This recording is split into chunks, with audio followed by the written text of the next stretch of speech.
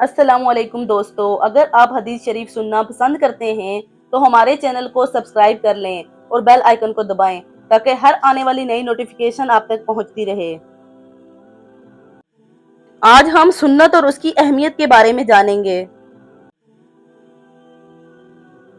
सुन्नत इस्लाम की एक बुनियादी इस्तिलाह है जो रसूलुल्लाह सल्लल्लाहु अलैहि वसल्लम की जिंदगी के अमली नमूने और तरीकाकार की वजाहत करती है। सुन्नत का ताल्लुक रसूलुल्लाह सल्लल्लाहु अलैहि वसल्लम की रोज़मर्रा जिंदगी, इबादत, इखलाक और मामलात के साथ है और ये इस्लामी तालीमात को अमली तौर पर समझने और अपनाने का एक जरिया है। लग़वी एतबार से सुन्नत का मतलब है रास्ता या तरीका। शरई इस्लाम में सुन्नत से मुराद रसूलुल्लाह सल्लल्लाहु अलैहि वसल्लम का वो तरीका है जिस पर आपने अपनी जिंदगी बसर की और जिसे आपने मुसलमानों के लिए नमूना और रहनुमाई के तौर पर छोड़ा। सुन्नत में रसूलुल्लाह सल्लल्लाहु अलैहि वसल्लम के वो तमाम अमाल शामिल हैं जो आपने अपनी जिंदगी में किए, चाहे वो इबादत से मुतालिक हों, मामलात से या अखलाकियात से। सुन्नत अमली तौर पर वो है जो उम्मत के लिए वाजिब या मुस्तहब हो। सुन्नत की अक़साम। सुन्नत को मुख्तलिफ अक़साम में तकसीम किया जा सकता है। नंबर 1, सुन्नत कौली। ये रसूलुल्लाह सल्लल्लाहु अलैहि वसल्लम के अक़वाल पर मुश्तमिल है जिसे आपने किसी खास मौका पर हदायत दी हो या कोई बात कही हो। मिसाल के तौर पर नबी सल्लल्लाहु अलैहि वसल्लम का फरमान, नमाज दीन का सतून है, ये आप सल्लल्लाहु अलैहि वसल्लम का कौल है जो इस्लामी अहकामात की वजाहत करता है।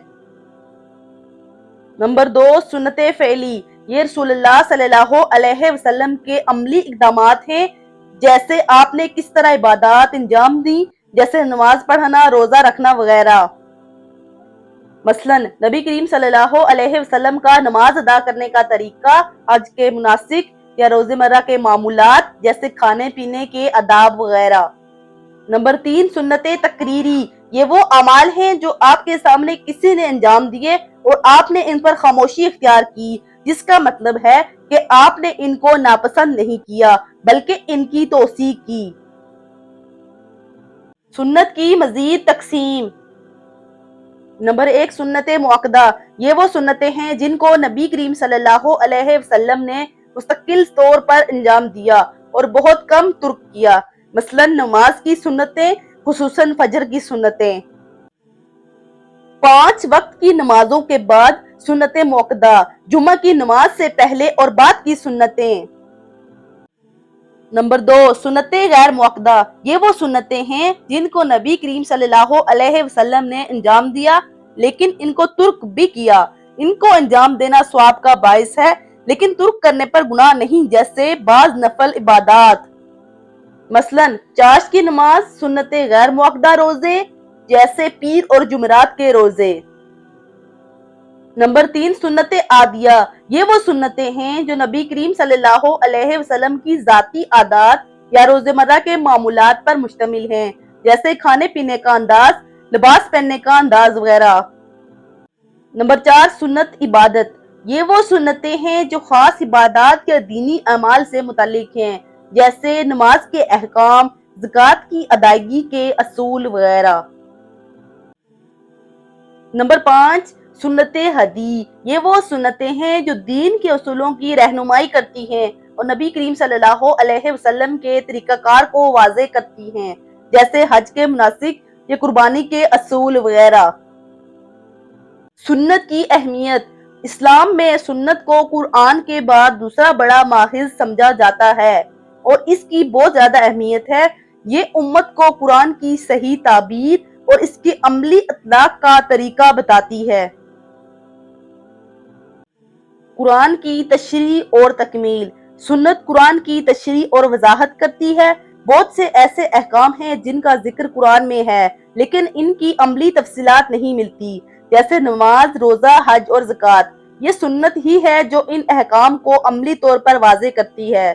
मसलन कुरान में नमाज का हुक्म है लेकिन नमाज के तरीके की तफसीलात सुन्नत से मिलती हैं। हज के मुनासिक की तफसील भी सुन्नत से मिलती है, जबकि कुरान में इसकी सिर्फ बुनियादी हदायत मौजूद हैं। नंबर 2, इस्लामी कानून में सुन्नत का किरदार। सुन्नत इस्लामी कानून शरीयत का एक अहम माहिज़ है فقہ میں قرآن کے بعد سنت کو قانون سازی کے لیے بنیاد بنایا جاتا ہے۔ سنت کے ذریعے اسلامی قوانین کی تفصیلات کو سمجھا جاتا ہے اور نئے مسائل کا حل تلاش کیا جاتا ہے۔ نمبر 3، رسول اللہ صلی اللہ علیہ وسلم کی زندگی ایک نمونہ۔ سنت ہمیں رسول اللہ صلی اللہ علیہ وسلم کی زندگی کو ایک مثالی نمونے کے طور پر پیش کرتی ہے۔ اللہ تعالیٰ نے رسول اللہ صلی اللہ علیہ وسلم کو انسانوں کے لیے بہترین نمونہ قرار دیا ہے۔ تمہارے لیے رسول اللہ کی زندگی بہترین نمونہ ہے، صلی اللہ علیہ وسلم۔ رسول اللہ صلی اللہ علیہ وسلم کی سنت سے مسلمانوں کو یہ سیکھنے کا موقع ملتا ہے کہ کس طرح ایک متوازن اور اسلامی زندگی گزاری جائے۔ نمبر 4، اخلاقی اور سماجی تربیت۔ سنت صرف عبادات تک محدود نہیں بلکہ یہ ہمیں اخلاقی اور سماجی زندگی کے اصول بھی بتاتی ہے۔ رسول اللہ صلی اللہ علیہ وسلم نے اپنے عمل اور طریقہ کار سے یہ سکھایا کہ کس طرح انسانوں کے ساتھ حسن سلوک، عدل اور انصاف کیا جائے۔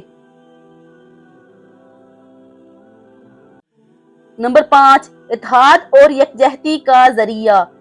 سنت امت مسلمہ کو ایک نظام اور ایک طریقے پر جمع کرتی ہے۔ مثلاً تمام مسلمان ایک ہی طریقے سے نماز پڑھتے ہیں، ایک ہی طریقے سے روزہ رکھتے ہیں، ایک ہی طریقے سے حج کرتے ہیں۔ یہ سب سنت کی بدولت ہے کہ امت میں ایک عملی یکسانیت اور اتحاد قائم ہے۔ سنت کی پیروی کی فضیلت۔ سنت کی پیروی کرنا مسلمانوں کے لیے ایک بڑی فضیلت ہے۔ رسول اللہ صلی اللہ علیہ وسلم کی سنت کو اختیار کرنا انسان اور اللہ کی رضا کے قریب لے جاتا ہے۔ اللہ تعالیٰ نے قرآن میں فرمایا، کہہ دو کہ اگر تم اللہ سے محبت کرتے ہو تو میری بھی پیروی کرو، اللہ تم سے محبت کرے گا، تمہارے گناہ معاف کر دے گا۔